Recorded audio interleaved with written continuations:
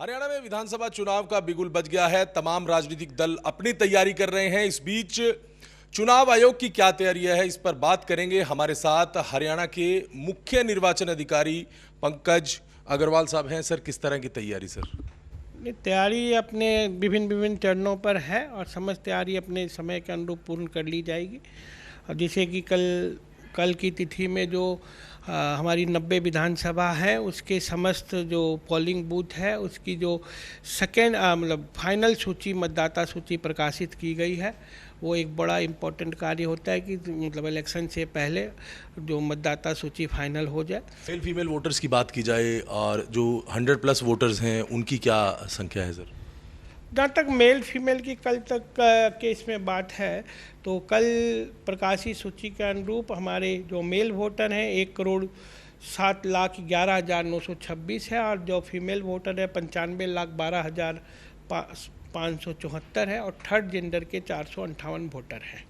और जो 100+ की आपने बात कही, ये अभी 8,818 वोटर्स जो है वो सेंटेनेरियन है। सर, आचार संहिता लगी हुई है सर, कई कंप्लेंट्स भी आपके पास आई होंगी, कई राजनीतिज्ञों को लेकर भी आपके पास कंप्लेंट्स आई हैं। उनका अब तक किस तरह का सर एक्शन लिया गया और सी विजिल पर कितनी कंप्लेंट्स आई हैं सर?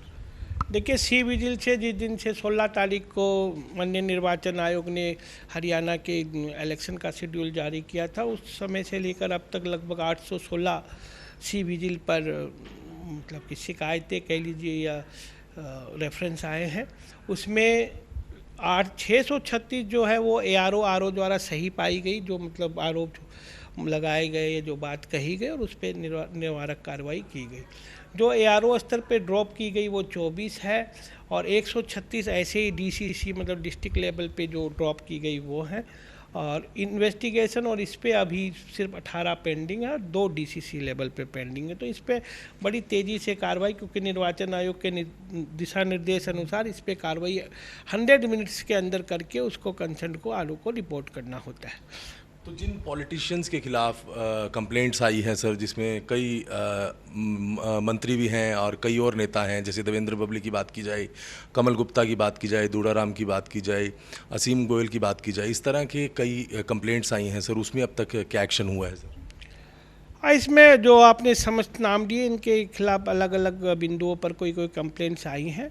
तो इनमें तो जहाँ तक असीम गोयल जी के केस में है, तो उनमें प्राप्त हुई थी रिपोर्ट जिला निर्वाचन अधिकारी के माध्यम से, उसको कंसिडरेशन के बाद निर्वाचन आयोग के पास भेज दिया गया है।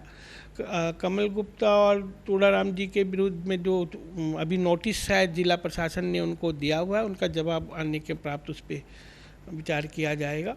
सिमिलरली देवेंद्र पबली जी को भी जिला के जो निर्वाचन अधिकारी हैं उन्होंने नोटिस दिया है, और उनका भी जवाब प्राप्त नहीं हुआ, और अभी इंटरिम रिपोर्ट उनसे वांछित है।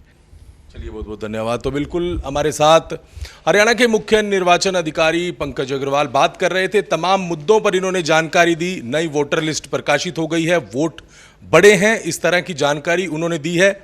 इसके अलावा जिन नेताओं के खिलाफ आचार संहिता का उल्लंघन की शिकायतें आई हैं, उस पर भी एक्शन लेने की बात की जा रही है। उन्हें नोटिस भी किए हैं, इस तरह की जानकारी उनकी तरफ से दी गई है। साथ ही साथ नए वोटर्स को अपील कर रहे हैं कि लोकतंत्र के इस पर्व में वो भाग लें और ज़्यादा से ज़्यादा वोट पोल करें। इस तरह की अपील इनकी तरफ से की जा रही है। चंडीगढ़ से वीडियो जर्नलिस्ट हरजिंदर के साथ नकुल जसूजा, MH1 न्यूज़।